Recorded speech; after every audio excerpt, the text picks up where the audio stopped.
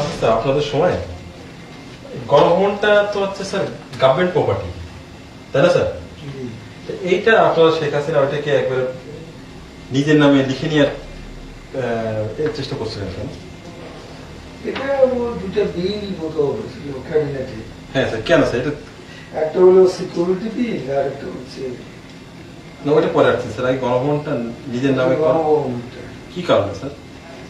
কারণটা উনি একটু আনসেফ ফিল করছেন, আর ওনার তো এমন তখন থাকার জায়গাটা ওটা তো ছোট একটা বাড়ি। এখন দেখেন প্রধানমন্ত্রী একটা বিশাল পদ, বিশাল পদ থেকে না, প্রধানমন্ত্রী যখন থাকবেন তখন তো উনি বাড়ি পাবেন ওই ভবনকে। উনি ইচ্ছা করে বাংলাদেশের যে কোনো জায়গায় যে কোনো বিল্ডিং উনি নিতে পারেন।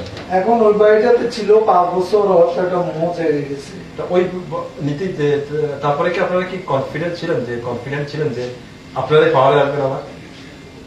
হ্যাঁ, কনফিডেন্স তো ছিল। সেই কারণে কি এটা করেছেন যে আমরা পাওয়ারে যখন আসবোই তাহলে এই বাড়িটা একবারই হয়ে যায়? হতে পারে। না, আপনি একটা জিনিস স্যার বোঝেন স্যার, না, আমি তো আপনাকে বললাম যে এই যে গাড়িতে আপনি ফ্ল্যাগ ব্যবহার করেন এগুলো কিন্তু স্যার আপনার না, এটা হচ্ছে জনগণের। আপনি কি মনে করেন স্যার? তা তো অবশ্যই। সবকিছু জনগণের। আপনি যে অনারিয়াম বা প্রধানমন্ত্রী হিসেবে পান বা স্টেট মিনিস্টার বা মিনিস্টার হিসেবে, এগুলো কিন্তু আপনারই জনগণের টাকা, তাই না স্যার? তো গণভবন তো আপনার না স্যার, গণভবন আপনারা যে উদ্যান আপনার না, আমি মনে করি স্যার এগুলো তো জনগণের জিনিস। তা উনি ওনার মাথায় কেন স্যার এটা আসলো যে অনারেবল দিলেন প্রাইম মিনিস্টারের যে এই গণভবনটা নিতে হবে? কে তাকে পোক করলো যে এটা আপনি নেন, নিলে ভালো হবে? না ওনার নিজ থেকেই? না, উনি নিজ থেকে। ওই নিজ থেকেই? আমার তো মনে হয়। না, এই ধরনের কোন দৃষ্টান্ত কি পৃথিবীতে আছে যে একজন প্রধানমন্ত্রীর বাসভবন সেই প্রধানমন্ত্রী থাকাকালীন ব্যবহার করছে, এরপরে থাকবে না, তারপরেও তার নাম নিয়ে কিবরিয়া সাহেব ব্যাপারটা ক্যাবিনেটে উত্থাপন করছে। না, কিবরিয়া সাহেব তো উদ্ধার করে তাকে আই থিঙ্ক দ্যাট আর কেউ ডিফার হবে না। না স্যার, ওটাকে বাই পেশার উনি করেছেন না। অবশ্য অত ওনারা নেতৃত্ব করছে না, কিবরিয়া সাহেবের নিজ থেকেই এটা করেছেন। আপনার কি মনে আছে? না, কিবরিয়া সাহেব ও ধর্মের লোক তো না। আমি তো জানি কিবরিয়া সাহেব কিন্তু স্যার খুব নলেজেবল এবং স্যার ডিস্টিংগুইশড ভদ্রলোক। ইকোনমিক্স স্যার, কিন্তু তাই জানেন sir? Economics and international figure সারা বিশ্বের তার কিন্তু সে একজন জাতীয় International figure, জি। হ্যাঁ। জাতীয় সিএসপি কিন্তু স্যার, জি, উনি সেকেন্ড জীবনও হয়নি। সেটা আমি জানি। না জানেন? তাহলে স্যার তার মতো লোক এই ধরনের শেখ হাসিনাকে পোক করবে, এই বিষয়ে আপনার কি মনে হয় স্যার? আমি এক কথায় আপনাকে শুধু এইটুকু বলি, ওই বাড়িটা ওনার নাম করতেছে। আমাদের দলের মধ্যে আলোচনা হয়েছে, দলের মধ্যে কারা কারা বলছিল যে নেওয়ার দরকার? সিনিয়র লিডাররা সবাই। জিল্লুর রহমান, জিল্লুর রহমান না, জিল্লুর রহমানের সাথে আমার আলাপানি। তার জায়গায় তো ভাই আমার ভাই থেকে শুরু করে এটা নিয়ে এত বাড়াবাড়ি করা দরকার। আচ্ছা স্যার, ওই সময় ওনাকে তো বাড়ি ওটা নিয়ে আপনার পাশ করে নিলেন। আবার আরেকটা জিনিস স্যার, শেখ রেহানাকে একটা বাড়ি দেওয়া হয়েছিল সম্ভবত ওই ধানমন্ডিতে।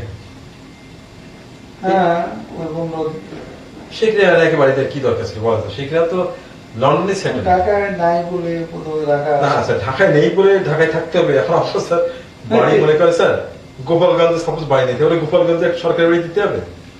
সাপোজ আপনার কুমিল্লায় নোয়াখালী বাড়িতে নেই, তাহলে ওখানে সরকারি মনে করেন স্যার ওই বিভিন্ন বাড়ি পড়ে আছে, আপনাকে দিতে হবে।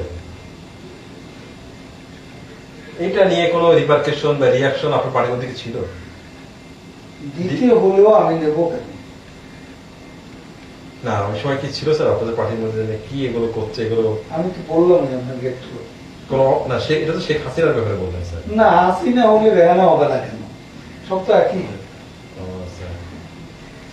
তারপরে স্যার আপনারা আরেকটা ওই সময় একটা স্পেশাল পাওয়ার প্রোটেকশন অ্যাক্ট পাস করে নিয়েছিলেন যে জাতির জনকের সন্তানেরা যে ওই প্রোটেকশন এসএসএফ এর পিজিআর এর প্রোটেকশন পাবে, একটা বিল মনে পাস করেছিলেন, তাই না স্যার?